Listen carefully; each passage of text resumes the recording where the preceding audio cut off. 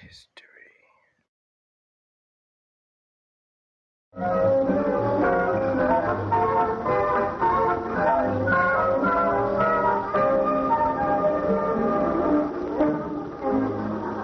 All of the food we eat and much of the clothing we wear comes from plants and animals that are raised on farms. Farms are different in type, in size, and even in name. For example, cotton, rice, and tobacco farms are sometimes called plantations. And large farms where animals are raised are usually known as ranches. An orchard is a farm where fruit is grown on trees. And a vineyard is a farm where grapes are grown on vines.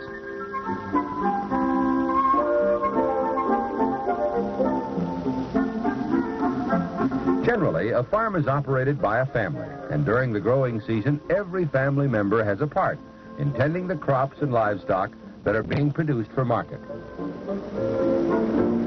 Most farms raise 2 or more crops at the same time. This is called diversification. This farmer has wheat and corn planted side by side. A few farmers or ranchers specialize in only one product. This man's crop is mink, raised for its soft, silky fur. From an airplane, it's easy to see how the land is divided into different crop areas. The nature of the soil, the climate, and the average amount of rainfall let the farmer know which crops he can grow profitably. Cranberries, for example, are raised in bogs where the soil is wet and spongy. Rice is another crop that takes a lot of water. It also needs extra time to grow and must be raised where the summers are quite long. Western cattle ranches are generally located in rugged areas where grass is plentiful. And sheep are sometimes found in mountainous areas where the grass is short and sparse. Some farmers use the same methods their grandfathers used many years ago. The cowboy still wears clothes much like those of his grandfather's time, and he still rides horses for some of his work. Farming was quite a bit different in grandfather's time. There weren't any tractors, so the machinery had to be pulled by horses. It was mighty slow going. Farmers had to work a whole day on a job that can now be done with modern machinery in only a few hours. To harvest his cereal grain crops, grandfather needed many strong helpers.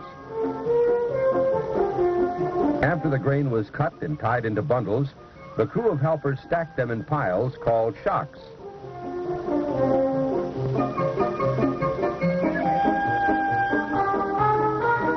The grain was dried in the sun. Then strong arms hoisted the bundles into wagons.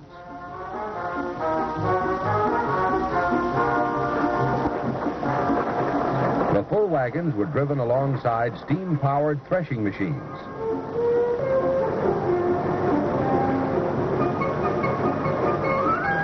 There, more strong-armed workers pitched the bundles into the machine's chopping knives. Inside the thresher, the tiny seed kernels were separated from the rest of the plant. The separated seed was then collected in a wagon for the trip to market, while the straw and chaff were blown into a stack.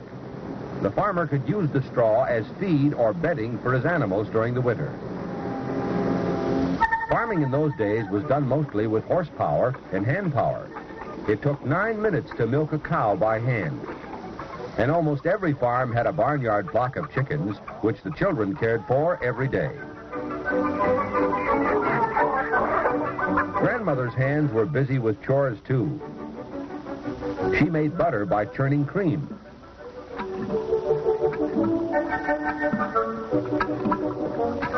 It took a good many ups and downs before the cream finally turned to butter. So you see, in our grandparents' day, life on a farm meant hard work, done mostly by hand. But 2 things changed all that. The first was the gasoline engine. 50 years ago, this was the latest farm tractor, powered by a gasoline engine. It helped to start the big change in farming. Today's better, more powerful tractors make the farmer's job easier and faster than ever.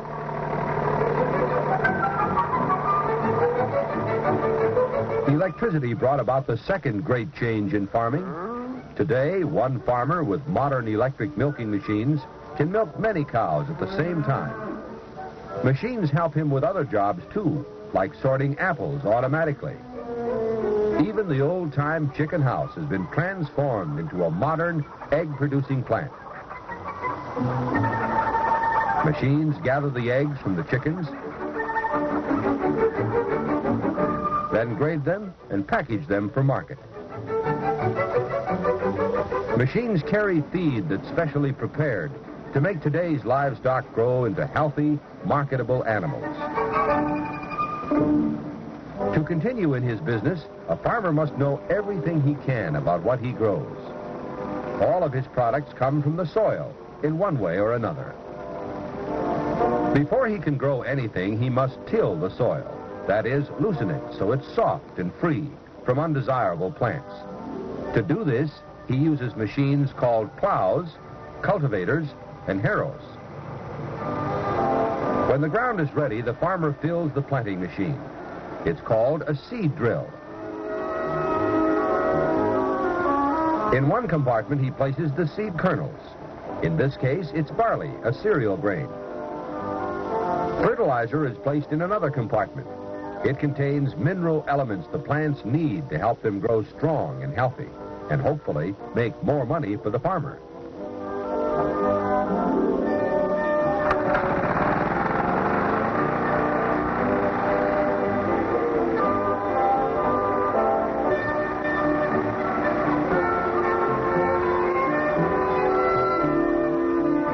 Now the seeding operation begins. The seed drill places the tiny kernels in the ground and at the same time enriches the soil.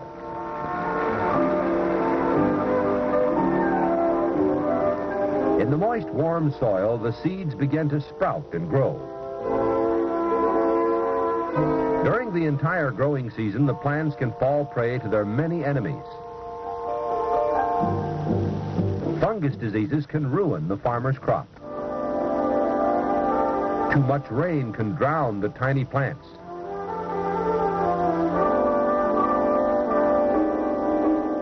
Too little can cause them to burn up in the hot sun. Or the entire crop might be eaten by insects. So the farmer uses other machines to fight these enemies. The airplane can spray his field with chemicals that kill insects and weeds without harming his crop. Fortunately, most of the farmer's grain ripens unharmed. It's now ready for harvest. Wheat and cereal grains produce only one crop a year, while radishes, for example, can produce many. For them, the time from planting until harvest is only a few weeks. Almost all harvesting is done with big machines.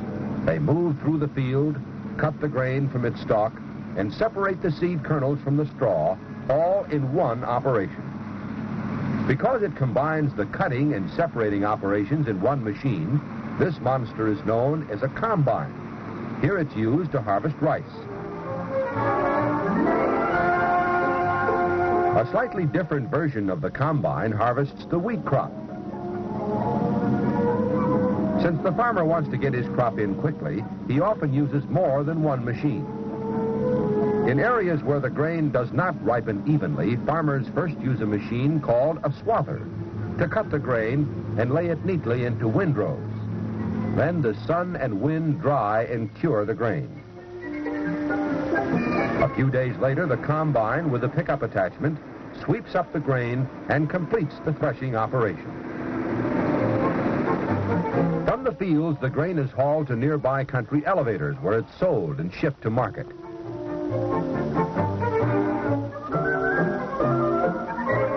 These soybeans are being harvested to be made into vegetable oil and margarine. Combines also thresh millet, which is an important ingredient in making birdseed. Root crops are harvested in a different way. they have to be lifted from the ground because the usable part of the plant is underneath the soil. Onions are harvested in this way, and so are potatoes. This machine not only digs them from the ground, but also provides a place for sorting and inspecting them.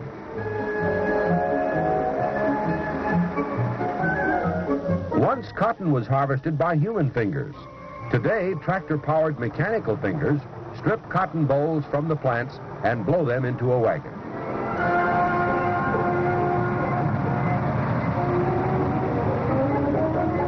Some machines are operated by many people, all working together. Sweet corn is picked by laborers who move steadily through the field. The packing machine follows right behind them. Celery is harvested by a big machine which also follows the workers as they cut the stalks from the plant. The celery plants are inspected and packed on the machine right in the field. But a very small machine is used to harvest cranberries. Steel teeth comb the berries away from the plant and into a hopper. There are many different harvesting machines. This one picks mint leaves used to make peppermint flavoring. This one picks and shells beans and peas in one operation. 3 separate machines are used to harvest nuts. First, a knocker shakes the tree, and the ripe nuts fall to the ground. The second machine sweeps the nuts into windrows. The third is like a giant vacuum cleaner. It picks up the nuts and puts them in a hopper. Later, they'll be washed and processed. But there are still crops that must be picked by hand. Apples, grapes, and other soft perishable fruits are gently picked by people who follow the harvest from one area to another. If a farmer raises livestock, he usually has to harvest a crop of hay to feed them. Here again, he uses machines. Some farmers pack the hay into bales. Others chop it up and store it in a round, tall tank called a silo. Green corn is stored in the same way. In the winter, it's all mixed with other grains and fed to the cattle. Some of the corn crop is allowed to ripen fully and then is picked by this machine. This corn will also be used to feed livestock. There are hundreds of crops grown in the United States and almost as many different ways of harvesting them.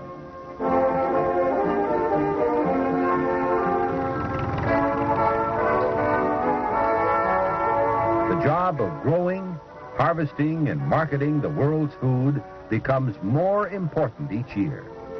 For as long as man is on the earth, he must raise plants and animals to sustain his life. And as our population converts, he and his machines will have to work even harder to grow and harvest the foods and fibers we need to exist in this changing world.